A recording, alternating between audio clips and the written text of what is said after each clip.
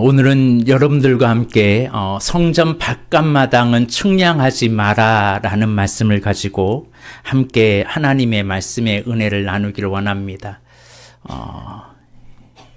이게 원석 집사님이 왔어야 되는데 처음으로 가십시오. 많은 사람들이 이제부터 11장부터 요한계시록을 해석하는 해석이 엄청나게 달라집니다.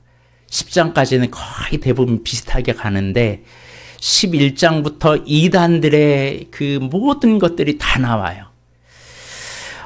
나도 모르는 사이에 우리 믿음의 사람들이 다미 선교회 옛날에 기억나시나요? 예수님 재림하신다고 우리 한국에 한번 난리가 났었잖아요. 그때 다미 선교회에서 책이 엄청나게 발간되었습니다. 그것도 요한계시록에 관련된 책이 많이 발견됐는데 그때 그런 책을 받고 그런 영향력을 받았던 사람들이 요한계시록에서 많은 오해를 하고 잘못하는 경우가 많이 있습니다.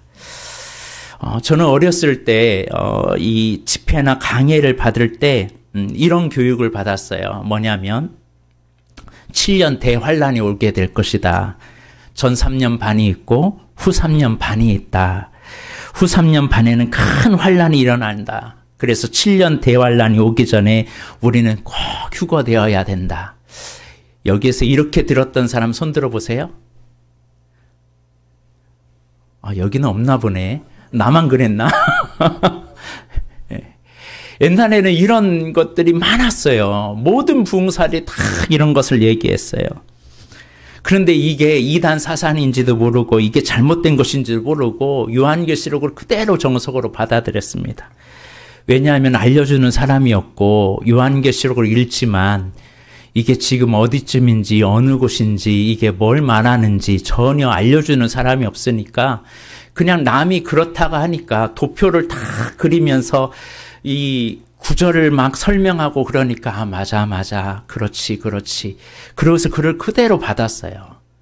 저도 신학교 때 이런 것들을 나도 모르게 이렇게 습득해서 저도 모르게 전도사 때 이런 실수를 저버렸어요. 과거에 요한계시록 강의를 들으면 다 도표를 보면서 성경 구절을 인용하면서 말을 하니까 정말 맞은 것처럼 여겨졌어요.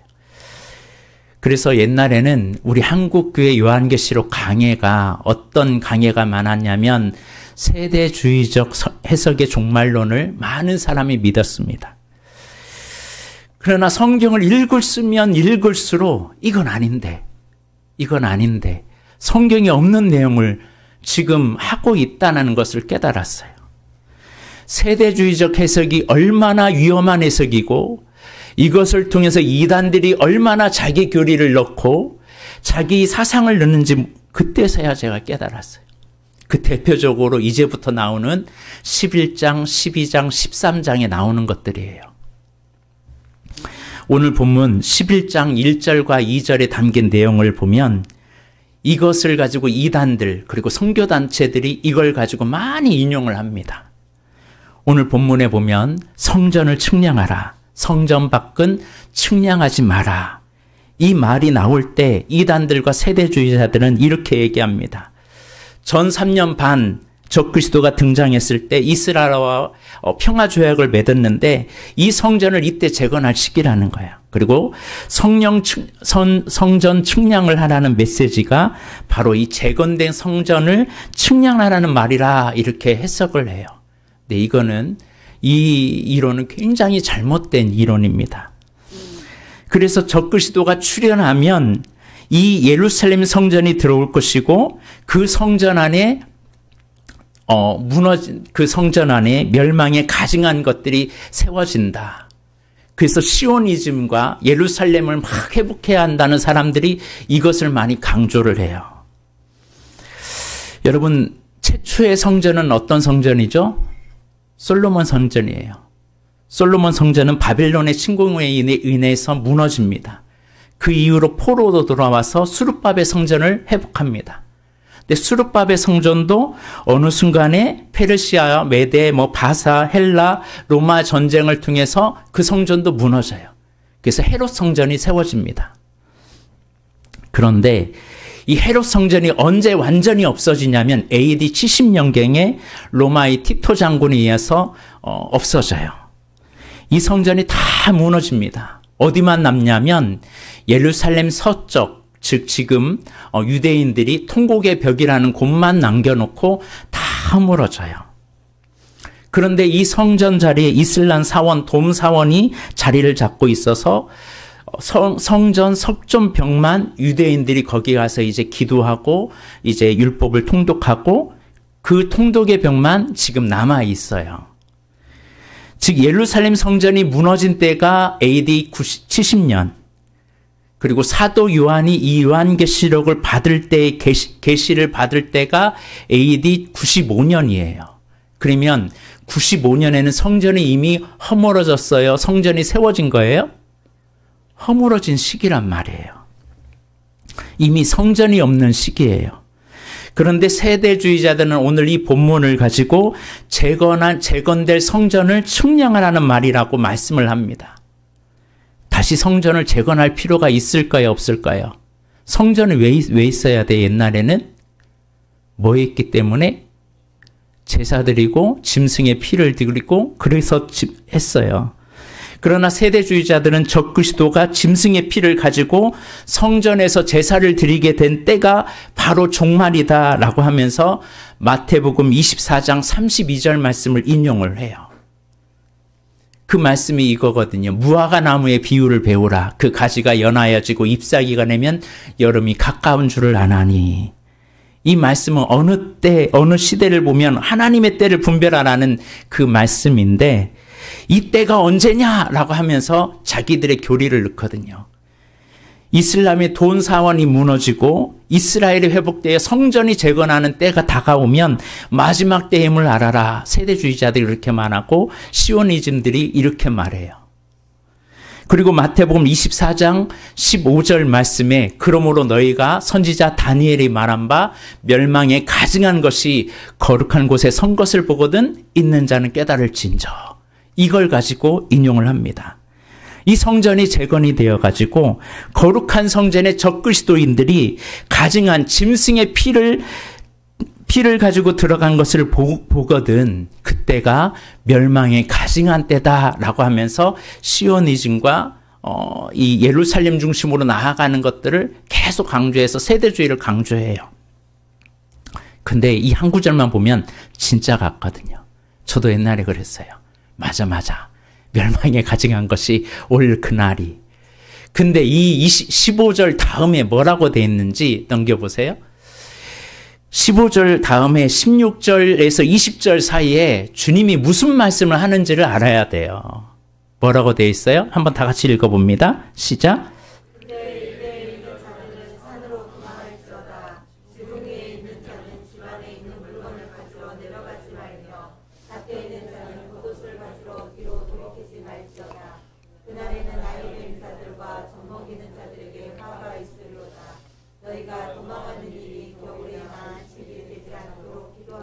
이건 무슨 말이냐면요. 예루살렘 성전이 이제 티토 AD 70년에 멸망할 것이 이제 다가오니까 유대인들을 향하여 이제는 말씀하는 거예요. 유대인들로 말에게 산으로 도망하지 마라. 지붕 위에는 있는 자는 집 안에 있는 물건을 가지러 내려가지 마라. 밭에 있는 자들은 겉옷을 가지러 뒤로 돌아가지 말고 빨리 도망쳐라. 이 도망하는 일이 겨울에는 안식일이 되지 않도록 기도해라. 라고 이 티토 장군의 길을 예수 그리스도께서 예언한 건데 이거를 짜맞추게 해가지고 마치 예루살렘에 가증한 것이 들어온 거서 그것처럼 얘기를 하거든요. 적그리스도가 재건된 성전에 들어갈 것을 말하는 내용이 아니라는 거예요. 그렇다면 오늘 본문의 성전을 측량하라라는 것은 요한이 알고 있는 성전 서쪽 벽만 있는데 남았을 때인데 이때 왜 성전을 측량하라는 말씀을 받았을까? 바로 그 건물은 과연 성전을 측량하라는 무슨 말일까? 오늘 그 부분을 좀 이해를 해야 됩니다. 여러분 먼저 히브리서 9장 24절 넘겨보세요. 한번 읽어보겠습니다. 시작.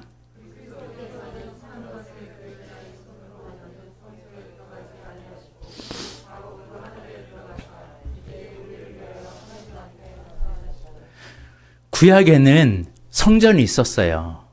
거기서 제사도 드리고 짐승의 피를 하고 그래서 됐지만 누가 나타났어요? 예수 그리스도께서 나타나셔서 참것의 그림자인 구약을 주님이 나타남으로 손으로 만든 성소에 들어가지 아니하고 이제는 하나님 앞에 나아가는 길을 열어주셨다는 사실입니다. 한마디로 진짜가 나타났다는 거예요. 진짜가 누구예요? 예수 그리스도. 그래서 요한복음 2장 19절에서 21절에 예수님께서 대답하세요. 이 성전을 헐라. 내가 사흘 동안에 일으키리라. 유대인들이 이 성전은 46년 동안에 지었는데 이걸 3일 안에 일으키겠느냐 하더라. 그러나 예수는 성전된 자기 육체를 가리켜 말씀하더라. 한마디로 십자가의 죽으심으로 이제 예수 그리스도께서 성전이 되어주시겠다는 거예요. 그래서 히브리서 10장 1절에 율법은 잔차올 좋은 일의 그림자일 뿐이요 참 형상이 아니라 이제는 해마다 우리가 늘 같은 제사를 드리는 게 아니라 해마다 늘 드리는 같은 제사로는 나오는 자들은 언제나 온전하게 할 수 없다라고 하면서 온전하게 하는 게 뭔지 그 다음 4절에 보면 황소와 염소의 피가 능히 죄를 없이 하지 못함이라. 그래서 예수 그리스도의 몸을 단번에 들이심으로 말미암아 우리가 거룩함을 입었다라고 말해주고 있어요. 무슨 말이냐면 참 성소이신 예수님이 오셨기 때문에 이제는 한 번의 제사로 영원한 속죄를 이루었다는 사실입니다. 그러니까 예수님이 2000년 전에 오셔서 단번에 한 번에 자신을 제물로 드리셨기 때문에 다시 짐승의 피를 드릴 필요가 있다 없다? 없어요. 예수님이 제물이 되셔서 이제는 한 번의 제사로 영원한 제사를 이루었어요. 영원한 속죄를 이루셨습니다. 그렇다면 제물을 드려야 할 더 이상의 성전은 필요하지 않다라는 거예요. 이제 당시 성전이 지어지고 거기 적그리스도가 들어가 짐승의 피로 제사를 드리게 되는 때는 오지 않을 거예요. 그렇다면 여기서 말하는 성전을 측량하라는 것은 무엇을 말할까? 그거예요. 고린도전서 3장 16절 한번 다 같이 한번 읽어볼까요? 시작.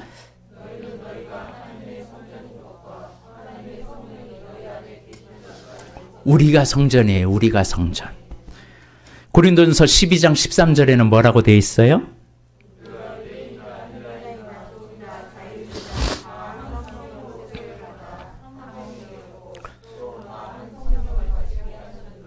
성전된 예수 그리스도와 세례를 받은 우리가 한 몸이 되었다는 거예요. 즉 오늘 이 본문에서 성전을 측량하라는 이 말은 예수와 한 몸 된 그리스도의 몸을 측량하라는 거예요. 그래서 고린도전서 12장 27절에 너희는 뭐다? 그리스도의 몸이다. 에베소서 2장 20절에는 예수께서 친히 모퉁이 돌이 되었다. 에베소서 2장 21절 22절에는 주 안에서 너희가 성전이 되어가고 하나님이 거하실 초소가 되기 위하여 우리가 나아가는 겁니다. 그런데 이 요한계시록에 이 성전을 측량하라는 것은 한 번인 줄 아는데 그게 아니에요. 그래서 요한계시록을 이 구절만 보면 이렇게 오해를 할 수가 있어요. 성전을 측량하라는 것은 언제 또 나오는지 아세요? 7장에 나왔어요. 7장에. 요한계시록에서 뭘 말하냐면 첫 번째, 여섯째 인이 떼지고 일곱째 인 사이에 주님이 한 번 말씀하세요. 그때 성전을 측량하라는 것을 다른 표현으로 말씀하십니다. 우리 7장을 한번 보겠습니다. 요한계시록 7장. 7장 1절에 보면 2일 후에라는 말이 나와요. 즉 여섯째 인을 뗀 후에. 그리고 2절에 보세요. 하나님의 인을 가지고 해 돋는 데서부터 올라와서 3절에 하나님의 종들의 이마에 인치기까지 뭐 하지 말라? 해하지 말라. 해하지 말라. 그러니까 빨리 하나님의 인을 받아야 돼요. 그러니까 4절에 뭐라고 되어 있어요? 그 인침을 받은 자의 수가 몇 명이라고요? 14만 4천 명이라고 말해요. 성전을 측량하니까 14만 4천 명이란 뜻이에요. 이 14만 4천이 누구냐? 9절을 보세요. 뭐라고 되어 있어요? 2일 후에 내가 보니 각 나라와 족속과 백성과 방언에서 아무도 능히 셀 수 없는 큰 무리래요. 아무도 능히 셀 수 없는 구원받은 큰 무리, 나라와 족속과 백성과 방언에서 나오는 구원받은 무리가 그 숫자는 셀 수가 없어요. 그러니까 14만 4천 명과 함께 지어져가는 성전의 총수예요. 그리스도의 신부를 말하는 거죠. 그런데 그 수를 셀 수 없는 큰 무리라고 말해요. 그들은 무슨 옷을 입었대요? 흰 옷을 입었대요. 예수 그리스도의 옷을 입은 거예요.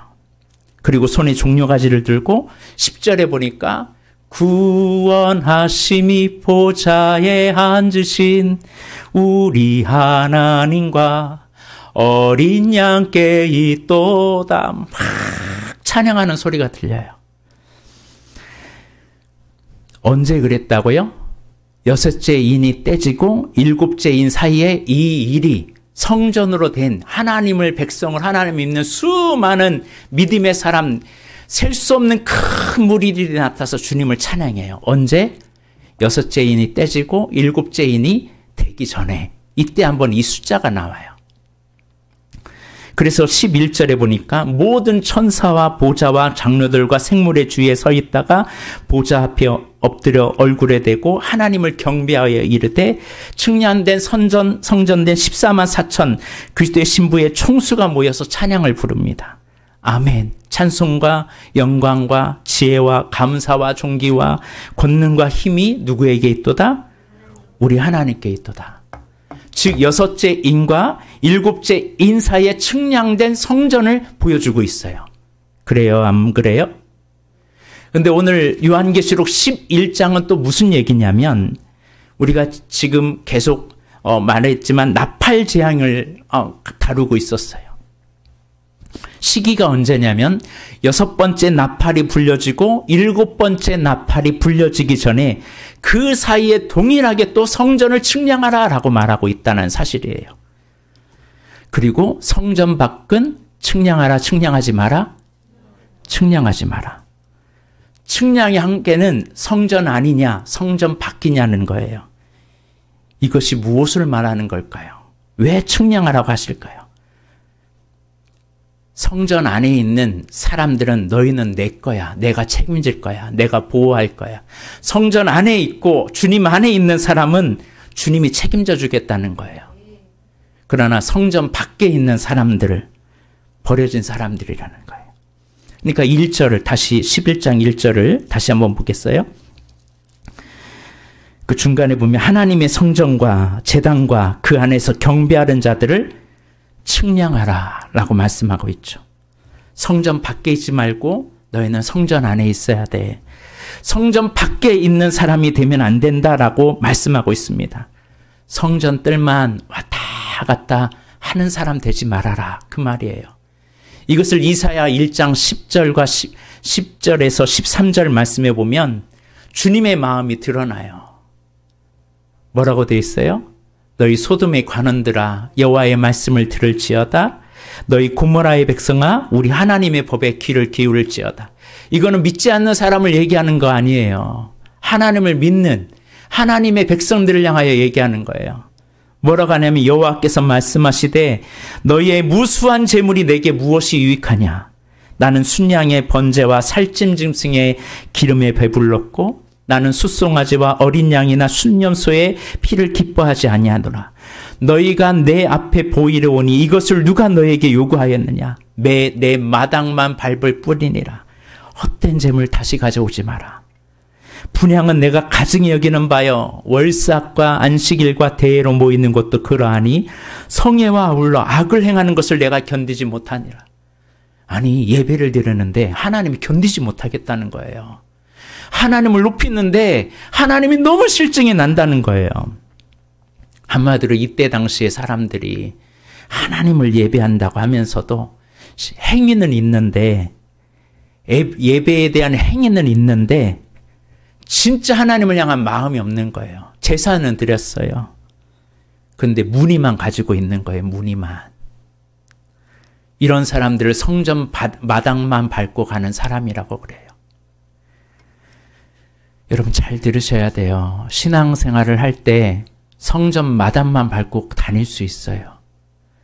종교 행위할 수 있어요. 그런데 오늘 본문에 보니까 어디 안에 있으라고요? 성전 안에 있으래요. 1절에 보니까 제단을 측량하라 라고 그래서 성전 안에, 그리스도 안에 있어야 돼요. 여러분 성소 안에 있기를 바랍니다. 주님 안에 있어야 돼요. 그리고 제단을 측량하라 했어요. 제단에는 향단이 올라갔거든요. 제단에는요 분향단이 있어요. 떡상이 있어요. 하나님의 말씀과 기도가 있는 사람이 되어야 할 줄로 믿습니다. 기도가 올려가는 제단, 기도를 드리는 사람만이 보호를 받고 하나님의 말씀을 가지고 있는 사람이 보호를 받아요. 그 다음에 뭐라고 되어 있어요? 그 안에서 뭐하는 자들? 경배하는 자들을 측량하라. 주님께 감사하며 영과 진리로 진정으로 예배하는 예배자들을 주님은 측량하시겠다는 거예요. 근데 성전 바깥은 측량하지 마라. 성소 안에 들어가지 못하고 이방인의 뜰에 머물고 있는 그들은 측량하지 말라는 거예요. 이거 뭘 말할까요? 교회 안에 불신자, 교회를 다니지만 예수가 없는 사람, 진실한 기도가 없어요. 예배가 없어요. 몇십 년을 다녀도 진정한 예배를 올리지 못해. 나를 위해서 예배를 드리지. 올해 예배가 뭐라고 그랬어요? 나를 위해서 하나님을 위해 드리는 게 예배라고 그랬어요. 하나님을 위하여 드리는 게 예배라고 그랬어요. 근데 교회를 다니는데 그냥 나만을 위해서 하나님을 이용해요. 하나님 손 쓴 것도 아닌데 나 이용 가치가 되는 거죠. 교회를 다니는데 교만한 사탄의 종이 된 사람이 많아요. 그들을 성경은 뭐라고 하냐면 이방인들에게 내어주었다라고 말씀하세요. 이방인들이 누굴까요? 오늘 본문의 2절에 보니까 이것은 이방인에게 주었다라고 그래요. 이방인. 간악한 불신자들의 세상 사람들 뒤에 역사하는 마귀의 사탄의 영에 사로잡혀 있는 사람들에게 주었다는 거예요. 종말을 사는 이 마지막 시대를 살아가는 지난주에 10장에서 뭐라 했어요? 마지막 때를 살아가는 사람들이 반드시 먹어야 할 것이 뭐라고 그랬어요? 말씀을 먹어야 돼요. 여러분 말씀을 안 먹으면요. 믿음 좋은 사람도 다 넘어집니다. 큐티하세요. 큐티해지면 습관적인 삶이 됩니다. 말씀 먹어야 돼요. 그리고 오늘 본문에 성전 안에 들어오라고 그래요. 그러면서 에베소서 2장 12절 13절에 넘겨줘 보세요. 뭐라고 되는지 한번 읽어봅니다. 시작.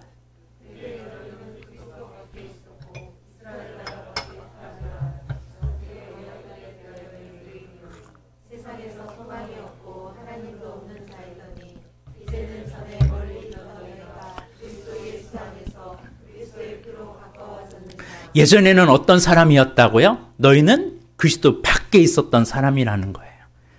그러나 이제는 그리스도 안에 있어야 된대요. 그리고 19절에 뭐라고 되어 있습니까? 그러므로 이제부터 너희는 외인도 아니야. 나그네도 아니야. 오직 성도들과 동일한 시민이요 하나님의 권속이다. 그러므로 우리는 하나님의 권속임을 잊지 말고 성전 안에 거하는 하나님의 나라를, 하나님의 성전을 세워가는 믿음의 사람이 되길 바랍니다. 그런데 성전 밖은 측량 안 해요. 보호하지 않겠다는 거예요. 거기서 42달 동안 이방인들이 마음껏 짓밟게 될 거라고 이야기를 해요. 그러나 성전은 측량하라. 하나님의 신부들을 계수하라. 그러나 성전 밖에는 내버려둬라. 이 말은 무슨 말일까요? 회개하라는 거예요. 회개하라는 거. 지금 보세요. 7장부터 계속 회개하라 하고 있어요. 간접적으로. 제 말이 틀려요. 맞아요. 모르면 다시 요한계시록 다시 들어보세요. 계속 회개하라는 거예요. 이제 곧 화가 온다. 첫째 화가 지나갔다. 둘째 화가 온다. 곧 셋째 화가 온다. 이게 무슨 말이에요? 빨리 회개하라는 거죠. 이러면 이렇게 살면 안 된다는 거예요. 이방인들에게 42달 동안 짓밟힘을 당하리라. 그 현장에 있지 말고 빨리 돌아와야 된다라고 말씀하고 있습니다. 너희는 그리스도의 몸이다. 너희는 그리스도의 성전이다. 이 마지막 시대에 성전마다만 밟고 다니는 사람들이 많을 터인데 너희는 그러지 마. 예배적인 습관과 형식만 가지고 살아가는 사람이 많고 월삭이나 형식을 가지고 나아가는 사람이 있지만 그러나 너희는 성전 안에 성소 안에 들어와야 한다. 그러면 내가 보호할게. 내가 지킬게. 내가 돌볼게. 6째 인이 떼지고 7째 인이 떼어질 때 그 사이에 14만 4천 셀 수 없는 큰 무리를 측량한 것처럼 7째 나팔과 6째 나팔과 7째 나팔 그 사이에 또 하나님은 말씀하고 계세요. 성전 되라. 그리스도의 신부가 되라. 내 안에 거하라. 이 말씀을 오늘 마음판에 새기길 바랍니다.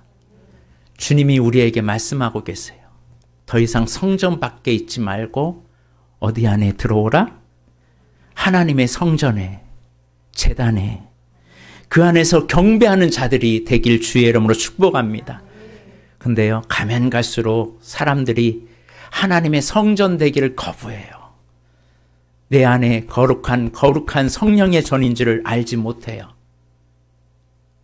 점점 제단에서 멀어지고 있어요. 기도의 제단, 말씀의 제단에서 멀어져요. 여러분, 요즘은 경배하는 자들이 사라지고 있잖아요. 다 찬양 들으려고만 하지. 자기가 신이 되려고 하지.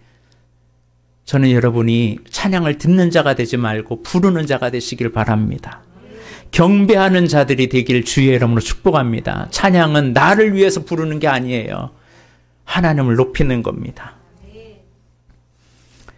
그럴 때 주님이 그런 사람들을 통해서 일합니다. 그러나 성전 바깥 마당은 측량하지 마라. 왜 그런지 이 다음 후속편 3절부터 이제 두 증인에 대한 이야기가 나옵니다. 근데 이걸 모르니까 이 두 증인도 이제 이단들의 입맛에 하고 이 1절과 2절도 하고 666도 자기 입맛대로 하고 마음대로 해석을 하는 게 요한계시록이에요. 근데 이 성경의 맥 전체의 맥을 쫙 뚫으면 그게 아니라는 것을 알게 돼요. 오늘 우리 한번 기도했으면 합니다. 성전을 측량하라. 성전 밖은 측량하지 마라. 그런데 지금 여러분의 부모님은 성전 안에 있나요? 성전 밖에 있나요? 여러분의 자녀들은 지금 어디에 있나요? 성전 안에 측량된 믿음의 사람이 되길 바랍니다. 그리스도의 신부가 되기 바랍니다. 그리스도의 몸이 되기 원합니다. 또한 나의 영혼이 구원받기를 기도합시다. 우리 마음을 통하고 정말 주님 앞에 주님 나를 구원하여 달라고 내가 주님의 성전 되겠습니다. 제단으로 살겠습니다. 하나님을 경배하는 자로 살겠습니다. 성전 밖에 그냥 습관적으로 형식적으로 성전 마당만 밟고 살아가는 우리 주변의 사람들을 주님 바른 길로 인도할 수 있는 우리가 되게 해달라고 오늘 시간 기도하며 나아가기 원합니다. 우리 다 같이